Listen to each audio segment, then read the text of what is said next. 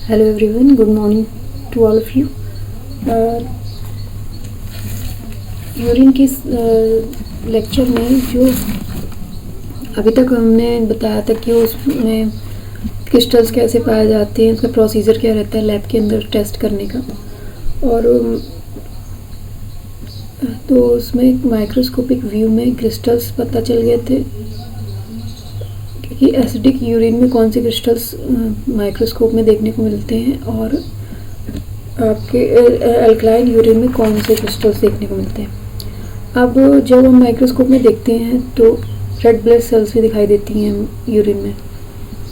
तो क्या केस रहता है जब आपकी रेड ब्लड सेल्स आपकी टेस्टिंग में यूरिन में दिखाई दें, तो उसके बारे में आज जानते हैं।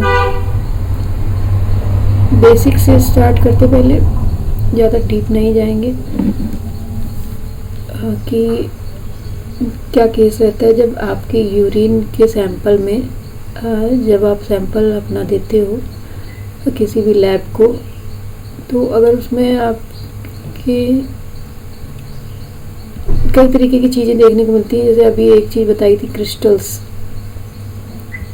तो क्रिस्टल्स आपके ये तब देखने को मिलते हैं जब आपके सोडियम, पोटेशियम, मैग्नीशियम के सॉल्ट आपके जमा हो जाते हैं आपके यूरिन में। तो जब उनके जो जमाव होता है वो क्रिस्टल्स की फॉर्म में आपको दिखाई देने को मिलता है, या तो प्लेट की फॉर्म में रहते हैं या फिर दूसरा स्ट्रक्चर जैसा कि बताया था ऐसे या ऐसे दिखाई देते हैं। ये सब यूरिन में आपको दिखने को मिलता है। तो दूसरी चीज़ क्या पाई जाती है, दूसरी चीज़ रहती है जो कि रेड आरबीसी आपकी है, वो भी पाई जाती है आपकी यूरिन में। तो जब ये पाई जाएगी तो इस कंडीशन को हम हीमेचूरिया बोलते हैं। हीमेचूरिया, जब आपकी यूरिन में रेड ब्लड सेल्स पाई जाएंगी तो उस कंडीशन को हम हीमेचूरिया बोलेंगे। तो नॉर्मली तो ये पाई नहीं जाती है हमारी यूरिन में, कभी भी नहीं प्रेजेंट होगी। जब ये पाई जाएगी तो कोई ना कोई पैथोलॉजिकल कंडीशन रहेगी, मतलब कि आपको कोई ना कोई बीमारी है। तो फ्रेश यूरिन आरबीसी अगर आप का सैंपल बिल्कुल अभी आपने दिया है तो उस समय आपकी अगर आरबीसी इसमें आ रही है तो कैसी आएगी, राउंडेड होती है।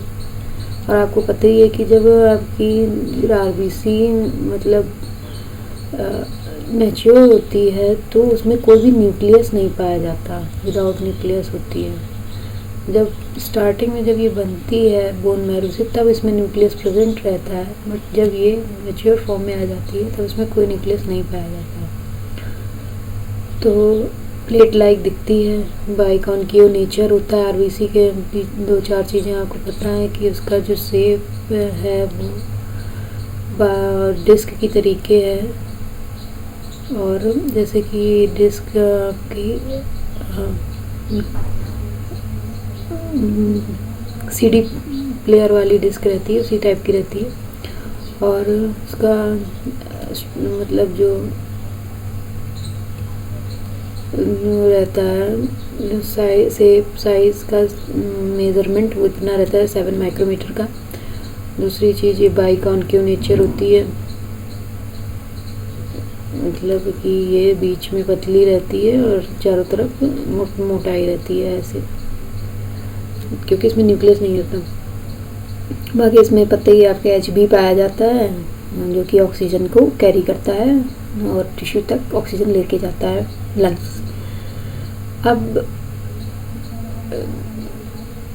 ये तो हुआ कि जब आपने बढ़िया सैंपल अपना दिया लैब में टेस्ट करने के लिए, तो आपको ये अगर आरबीसी मिल रही तो इस तरीके की दिखेगी। पर अगर आपका सैंपल बहुत देर का हो गया, 2 घंटे से ज़्यादा का हो गया है और रखा हुआ है, तो आपके RBC due to osmotic pressure के बारे में आपने पता है कि ऑस्मोटिक प्रेशर में क्या होता है कि आपका फ्लूइड का इनटेक और आउटफ्लो होता है अंदर बाहर। जहाँ ज़्यादा आपका सोल्यूशन का कंसंट्रेशन होगी और जहाँ कम होगी तो कम से ज़्यादा की तरफ और ज़्यादा से कम की तरफ ये आउटफ्लो चलता है, जब तक कि ये आपका एक समान उसमें सोल्यूशन में ना आ जाए। अंदर बाहर दोनों एक तरीके के ना। तो ऑस्मोटिक प्रेशर की वजह से आपकी ये जो आरबीसी रहती है, अगर ज़्यादा देर रखा रहेगा आपका सैंपल, तो ये फूल कर बड़ी हो जाती है। इसको सोलन बोलने लगते हैं, सोलन फॉर्म में आ जाती है, मुँह फूल जाती है और क्रीनेशन आ जाता है। मतलब कि ऐसे ऐसे जैसे कोई गुब्बारा अपनी चारों तरफ की दीवार इसकी ऐसे ऐसे सिकुड़ी सिकुड़ी रहती है, ऐसे ऐसे ऐसे ऐसे ऐसे, तो इसको क्रीनेशन बोलते हैं। क्रीनेटेड हो गई आपकी आरबीसी। और ऐसे फूल कर क्रीनेशन बन जाने की वजह से ये कुछ देर बाद आपकी फट जाती है, लाइज्ड हो जाती है और इसकी कोई भी संरचना आपको सही दिखाई नहीं देती माइक्रोस्कोप में। तो आरबीसी को पाया जाना हिमेचुरिया बोलते हैं। लैब में जब आप आरबीसी अगर आपको यूरिन में मिल रही है तो इसको हम हिमेचुरिया के टर्म से जानते हैं। दूसरी चीज़ आपकी आरबीसी की अपनी जनरल सी संरचना बताई कि आरबीसी आपकी कैसी दिखती है। दूसरी चीज़, अगर ज़्यादा देर तक सैंपल रखा रहा तो आपको क्या आरबीसी लाइज्ड हो जाएगी। अब काजेज़ ऑफ हिमेचुरिया में आते हैं कि ये आपको आरबीसी क्यों मिलती है आपकी यूरिन में।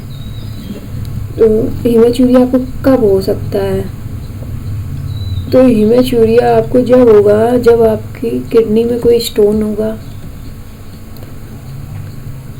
और या फिर नेफ्राइटिस हो रखी है। नेफ्राइटिस के बारे में लोगों को कम पता होता है। क्या होता है नेफ्राइटिस? नेफ्राइटिस क्या होता है, जब आपकी किडनी में इन्फ्लामेशन आ जाता है। इन्फ्लामेशन से मतलब सूजन। अब ये सूजन किसी भी वजह से हो सकती है, या तो आपको कोई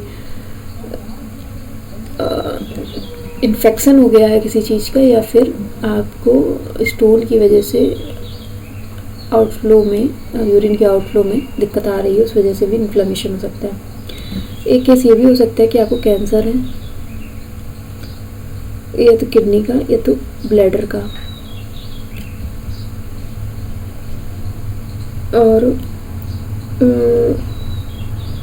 ये हिमेचुरिया आपको तब भी देखेगी जब आप फीमेल्स के केस में देख रहे हैं और मेंसेस चल रहा है उनका। 2-3 टर्म्स है हिमेचुरिया आपको स्टोन के केस में देखने को मिलती है। आपकी स्टोन है किडनी में, तब आपको यूरिन में आपको आरबीसी देखने मिलेगी। दूसरी इन्फ्लेमेशन है, किसी वजह से इन्फेक्शन है, और या फिर इन्फ्लेमेशन मतलब सूजन आ गई है किसी वजह से, या फिर कैंसर का केस है, या फिर फीमेल्स में मेंसेस चल रहा है इस वजह से। तो ये 3-4 चीज़ें ध्यान में रखी जाती हैं। फिर हम आरबीसी के टर्म्स को डिफाइन करते हैं कि किस वजह से आरबीसी आ रही है। दूसरी चीज़ देखते हैं पस सेल्स। पस सेल्स भी आपको आपकी देखने को मिलती है आपकी यूरिन का जब आप टेस्ट करते हैं। तो पस सेल्स क्या होती हैं? अगर आपसे कोई यूरिन में कहते हैं कि आपकी यूरिन की रिपोर्ट में पस सेल्स आ रही हैं, तो क्या जानोगे कि पस सेल्स क्या होती हैं? तो डेड ल्यूकोसाइट्स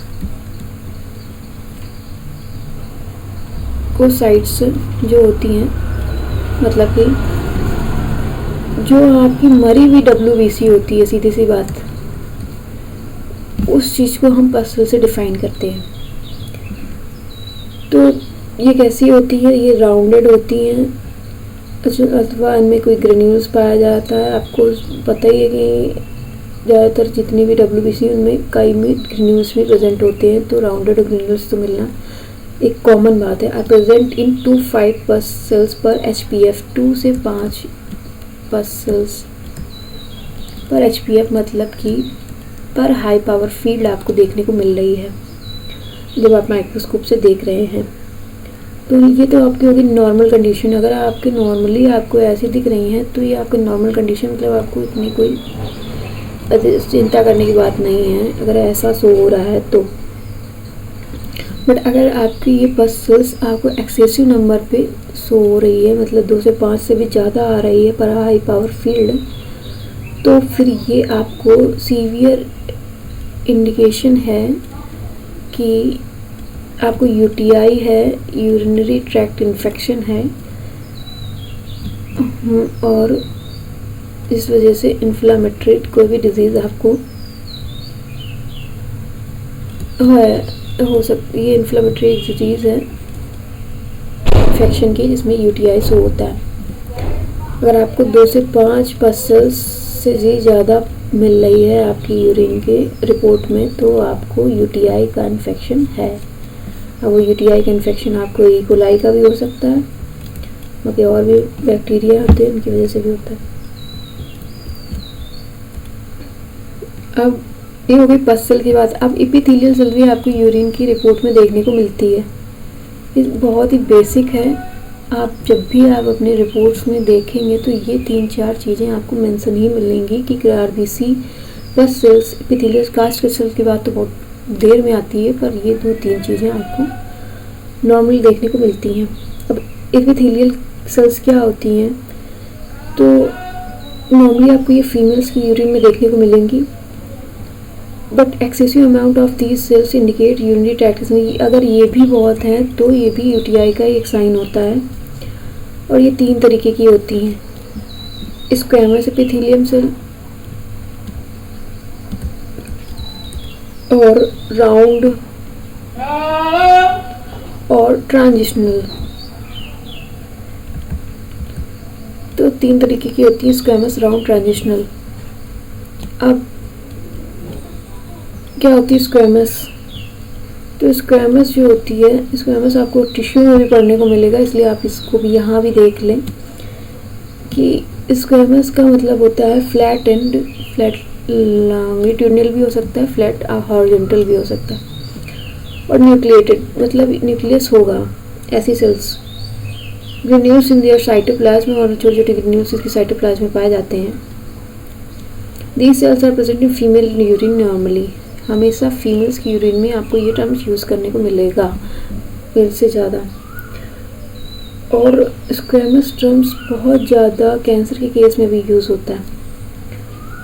राउंड वाली एपिथेलियल सेल्स में आए तो इन्फ्लेमेशन होगा जब आपकी यूरिन में, मतलब वो इन्फेक्शन है, सूजन आ गई जिसकी वजह से, उसमें केस में भी राउंड एपिथेलियल सेल देखने को मिलेंगी। स्ट्रक्चर का बात है, ऐसे ही ना दिख के ऐसे ही दिखने लगी। Transitional cell smaller size take like roses. और ट्रांजिशनल्स में आपको रोज़ की तरीके का स्ट्रक्चर दिखेगा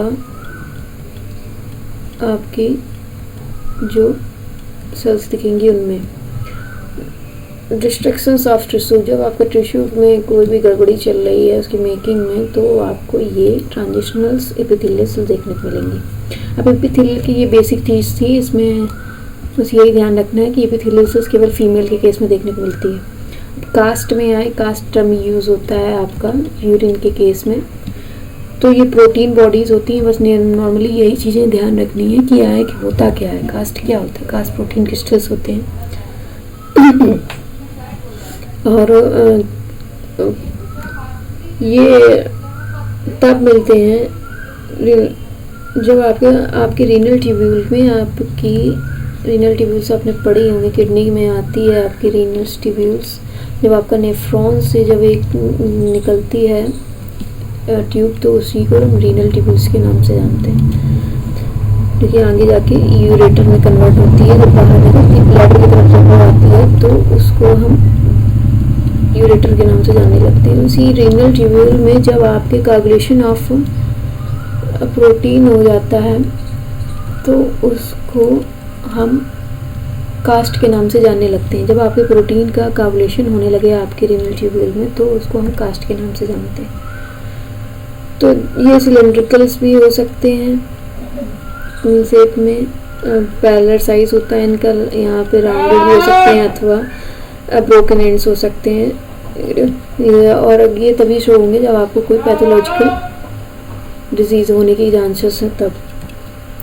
हेलाइन कास्ट, कई तरीके के कास्ट होते हैं, जिनमें से एक हेलाइन कास्ट होता है, ग्रेनुलर कास्ट होता है। ये टर्म सुनना बहुत ज़रूरी है, क्योंकि अगर आप अचानक कहीं देखें तो आपको पता हो कि ये फैटी कास्ट कि ये क्या होते हैं। ये प्रोटीन का कोagulation होता है जो कि आपके रीनल ट्यूब्यूल में हो जाता है। वैक्सी कास्ट और एपिथेलियल कास्ट और पस सेल्स कास्ट और आरबीसी कास्ट 7 तरह के कास्ट होते हैं, आपको उससे ज़्यादा कहीं देखने को नहीं मिलेंगे। तो ये आपको कब देखने को मिलेंगे कास्ट, तो ये आपको देखने मिलेंगे जब आपके हाई प्रोटीन डाइट रहती है, बहुत ज़्यादा आप प्रोटीन का इंटेक कर रहे हैं किसी भी फॉर्म में, चाहे वो दाल हो चाहे मीट हो। आफ्टर हैवी एक्सरसाइज, जब आप बहुत ज़्यादा एक्सरसाइज कर रहे हैं तो आपको कास्ट आपकी यूरिन में देखने को मिलेंगे। नेफ्राइटिस, किडनी में कोई इन्फेक्शन है, इस वजह से इन्फ्लेमेशन आ गया है, उस वजह से भी आपको देखने को मिलेगी। क्रॉनिक रीनल फेलियर, एक्यूट और क्रॉनिक में इंतर पहले बता चुके हैं कि एक्यूट वो है जो तुरंत हुआ है और क्रॉनिक वो है जो लॉन्ग टर्म चल रहा है। बस high protein diet, after heavy exercise, nephritis, chronic renal failure, ये सब केस हैं जो आपको कास्ट में देखने को मिलते हैं। इतना तो आपकी यूरिन आज से एंड हो रहा है, तो फिर से थोड़ा बहुत रिवीजन करा देते हैं कि क्या क्या हमने इसमें पढ़ा है। अब नए लेक्चर में हम स्टूल टेस्टिंग के बारे में बात करेंगे कि स्टूल का टेस्ट क्यों किया जाता है लैब में और क्या कंडीशन रहती है, क्या क्या पाया जाता है, कौन कौन से टेस्ट लगते हैं स्टूल में। ठीक है, तो आज इसमें पढ़ रहे हैं कि क्या पढ़ा है हमने यूरिन में। तो यूरिन में हमने यही पढ़ा कि यूरिन जो है फ्रेश, आप भी जब भी अपना सैंपल लें तो हमेशा फ्रेश ही दें, ज़्यादा देर का रखा ना दें अगर आप रूटीन एग्जामिनेशन करा रहे हैं तो। बाकी अपने टेस्ट पे डिपेंड करता है। अगर डायबिटीज़ का होता है तो आपको अपनी डाइट के 2 घंटे बाद यूरिन का सैंपल देना चाहिए। उसके बाद आपका जो भी टेस्ट है यूरिन का वो 2 घंटे के अंदर ही लग जाना चाहिए, ये नॉर्मल सी बात है यूरिन में। तीसरी चीज़ है कि आपका जो सैंपल है वो जिस भी कंटेनर में लिया जाए वो स्टेराइल कंडीशन में होना चाहिए, उसमें कोई कंटामिनेशन पहले से नहीं होना चाहिए। तीसरी बात है आपकी लेबलिंग जो हो आपके कंटेनर में बिल्कुल सही होनी चाहिए। मेल फीमेल्स में जो मतलब मेंशन है वो सही होना चाहिए, इससे भी काफ़ी आपकी रिपोर्ट में फ़र्क पड़ता है। एज सही मेंशन होनी चाहिए, नाम से इतना वो नहीं रहता है। एज और उसमें जो भी बार कोड नंबर रहता है वो सही होना चाहिए ताकि आपको आपकी रिपोर्ट बनाते समय कोई भी परेशानी ना उठानी पड़े, ना ही देते समय। प्लस उसमें को जो भी डिपोजिशन है वो आपका सही सेंट्रीफ्यूज हो ताकि आपकी स्लाइड बनाते समय आपको अच्छा मेजरमेंट मिले आपके माइक्रोस्कोप में। और एसिडिक और एल्कलाइन यूरिन को बताया था मैंने कि कैसे आपको डिफ़ाइन करना है। तो लिटमस पेपर टेस्ट होता है, उससे आप पता करोगे कि आपकी क्या है, आपका एसिडिक है यूरिन की एल्कलाइन है। वैसे सिंपली आपकी स्लाइटली एसिडिक होती है आपकी यूरिन। ये सबसे ज़्यादा पूछा जाने वाला क्वेश्चन है कि आपकी यूरिन आप नॉर्मल कंडीशन कैसी होती है, तो स्लाइटली एसिडिक होती है। पीएच आपको बताए थे हमने 4.5 to 8 के बीच में लाई करता है। स्पेसिफिक ग्रेविटी बताई थी 1.001 से 1.030 रहती है। और उसके बाद वॉल्यूम बताया था कि आपका A1 to 2.5 litre per day रहता है। बाकी यही सारी चीज़ें नॉर्मल हैं आपकी यूरिन में। मतलब इसके अलावा आप जो भी पढ़ रहे हैं वो सब डीप था, ये ध्यान रखने वाली बात है।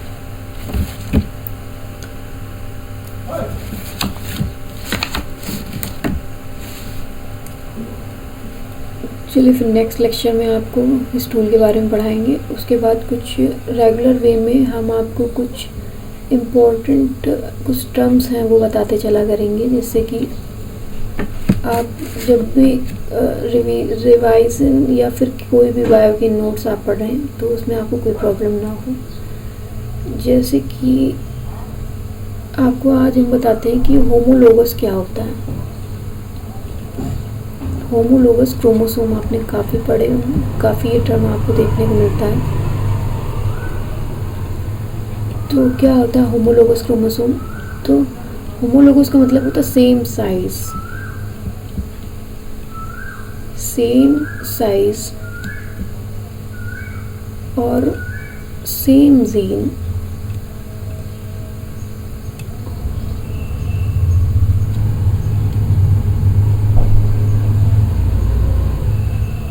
होमोलोगस मतलब एक पेयर जो कि साइज में बिल्कुल सेम है और उन पे जो जीन पाया जा रहा है वो एक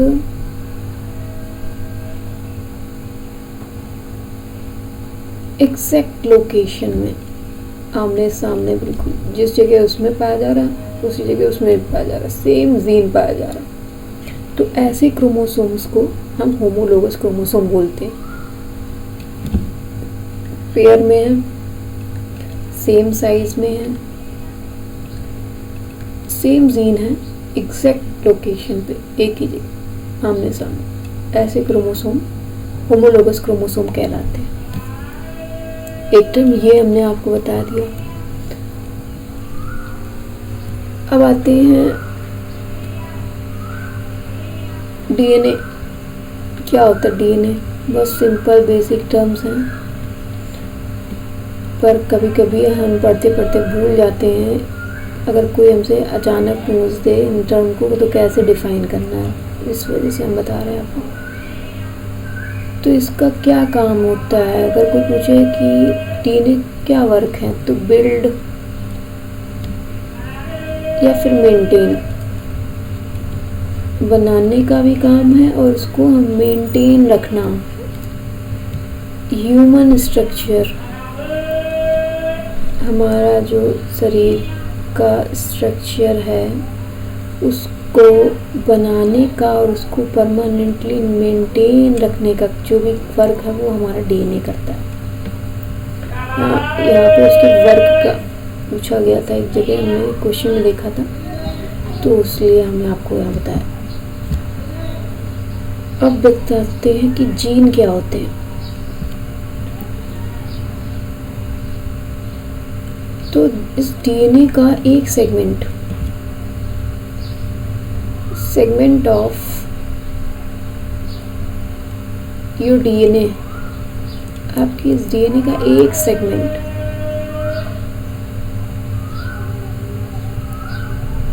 उसको हम जीन के नाम से डिफाइन करते हैं।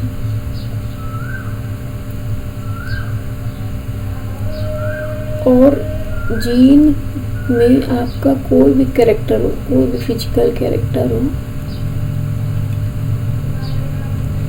वो यूनिक होता है। हर जीन का अपना एक कैरेक्टर होता है जो यूनिक होता है, मतलब वो मैच नहीं करेगा।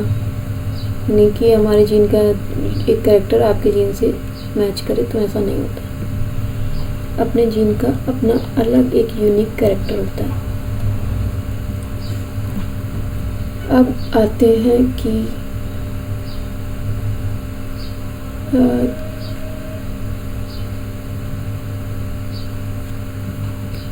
नेक्स्ट टर्म थैलेसीमिया था। कि थैलेसीमिया क्या होता है? तो थैलेसीमिया एक हो गया हीमोफीलिया। क्या होते हैं? दोनों ब्लड बॉर्न डिजीज हैं। आपके दोनों ब्लड बॉर्न डिजीज हैं। डीएनए का म्यूटेशन हो जाना,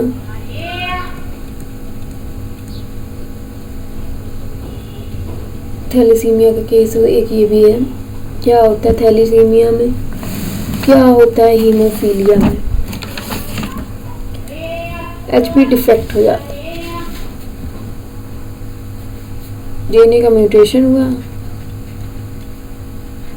आरबीसी सही नहीं बनी, आरबीसी सही नहीं बनी, आपका एचबी का डिफेक्शन शुरू हो गया। जब ऑक्सीजन नहीं सही से कैरी होगी तो टिश्यू में प्रॉपर वर्किंग नहीं होगी, थैलेसीमिया गैस होने लगता। तो ये होता है आपका थैलेसीमिया, एचबी का डिफेक्शन, हेमोग्लोबिन का सही से प्रॉपर ना बनना। डीएनए म्यूटेशन हो रहा है, उसकी वजह से आपका एचबी का डिफेक्शन हो रहा है, जिसकी वजह से आगे की सारी फाइंडिंग्स आपको पता ही है कि जब नहीं होगा सही से ऑक्सीजन का आउटफ्लो तो क्या होगा।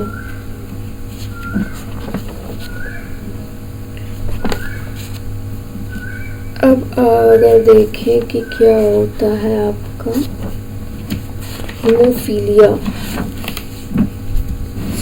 तो हीमोफीलिया ब्लड क्लॉटिंग फैक्टर्स की डिफेक्शन होता है।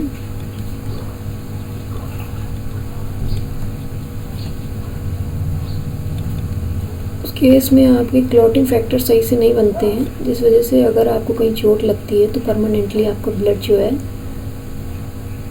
फ्लो होता है, ब्लड फ्लो होता रहता है, और कहीं भी और प्लेटलेट्स का कम बनना, ज़्यादातर इसमें थ्रोम्बोसाइटोपिनिया या थ्रोम्बोसाइटोसिस का केस देखने को मिलता है। मतलब प्लेटलेट्स या तो ज़्यादा बनती हैं या प्लेटलेट्स बहुत कम बनती हैं ऐसा। तो इस केस में आपको बार बार ब्लड ट्रांसफ्यूज़न की ज़रूरत पड़ती रहती है।